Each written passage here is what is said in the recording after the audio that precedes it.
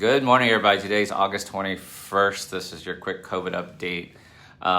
Yesterday's numbers, which I trust because it's a Friday number, 199,000 cases in the United States, bringing up our average to about 145,000 cases a day.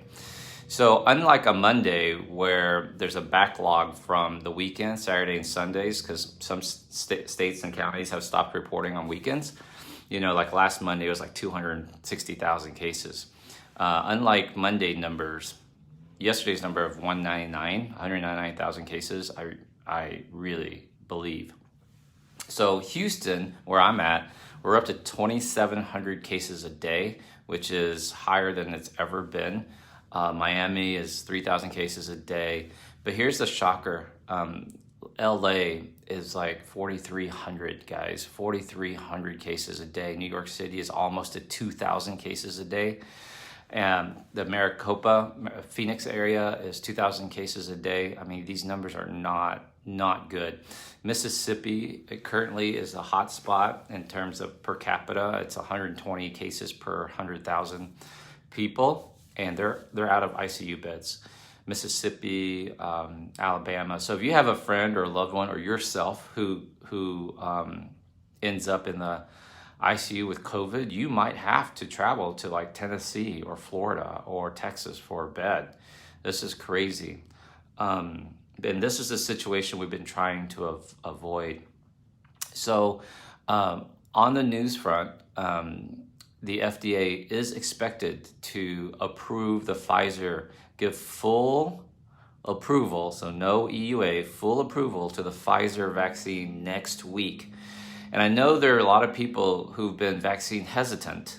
They're not anti-vax, they're vaccine hesitant because they were really waiting for FDA full approval.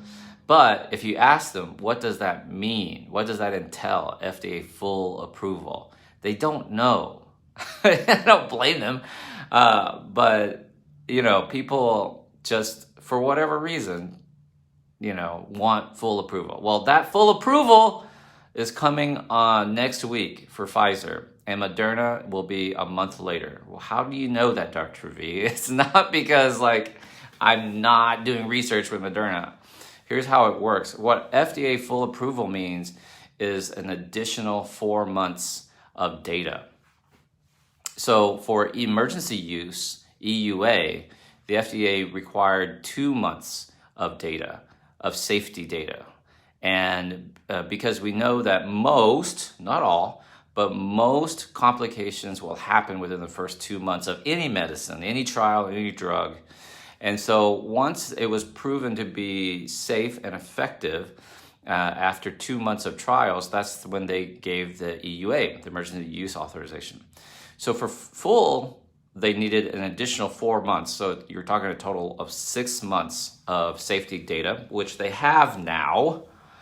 Then they had to compile it, and then they have to submit it, and CDC has approved it. And I said in one of my videos early on that I expected the FDA to give Pfizer approval sometime in August, late August. So here we are, next week, last week of August.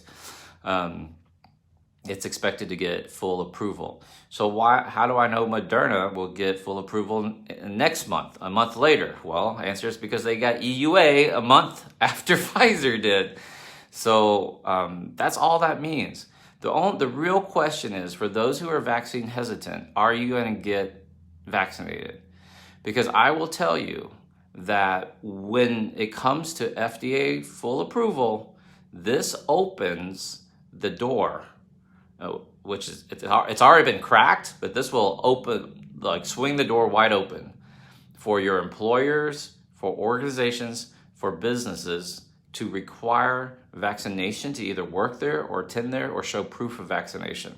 And it doesn't matter your feels, your arguments about civil liberties and rights, and I don't have to, it has nothing to fucking do with HIPAA. So disclosing your vaccine status is not a HIPAA violation. I wish people would shut the F up about that. It's just not true.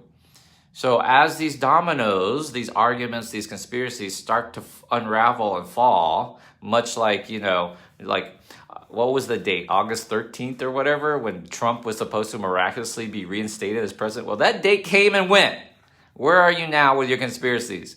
All these dominoes will keep falling, and people will wake up one day and realize, like, oh shit, man, like I need my job. This free check's not coming. There's not going to be another stimulus check. Like, January's coming, and my tuition's going to be, my student debt's going to be due. My rent's going to be due. Eventually, all of this will come to an end. So I would ask you, instead of bucking the system or trying to, show that you're smarter than scientists and doctors who worked on this full time, to just dude, chill out and say, I have a family to provide for. I've got to protect my kids. It's a piece of cloth. And let me give you the strongest argument, all right? Let's say I'm wrong. Let's say I'm wrong. The worst that happened to you was you had to wear a piece of cloth over your face. If you're wrong, on the other hand, if you're wrong, then that could mean some child died. Somebody died. So which side do you want to be on? These governors who are vocal about this, I don't understand the rationale. Governor, if you're wrong, it means somebody died. I don't understand this rationale, right? So I think at the end of the day, these governors who are not enforcing mask mandates, who are threatening, and not only threatening, but now they're proceeding with withdrawing school funding for our kids, for our teachers. It's political suicide. How is that not political suicide? How is that not doing the opposite of being a governor, of taking care of your people, of doing what's right? So now, in addition to possibly people dying on your watch, you're gonna threaten to take principals and superintendents' salaries away, and funding for books and after-school programs for our kids, and you want us to re-elect you? It's fucking crazy. I don't understand it. What's going to happen is the world will come back to normalcy as all of these stupid conspiracies and thoughts and opinions fall one after another. People are going to be left out, and they're going to go, oh my God, what happened? I don't, So yesterday's number's real, 199,000. I think that's a real number. And I would be very concerned. LA, 4,300 cases or so. New York City knocking on 2,000 cases a day.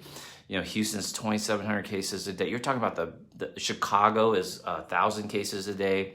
Those are your top 4 cities, and numbers are skyrocketing. It's going to get worse. And the rapidity, the rapidness, how quickly this Delta variant is spreading is shocking to me. And the Midwest is about to take off because of Sturgis from a week and a half ago, 2 weeks ago. It's just crazy. Stay safe, everyone. Get vaccinated. There's really no reason not to. I hope this video has been helpful. If it has, please hit the share button and subscribe. And I'll be back tomorrow for another COVID update. Thanks, guys.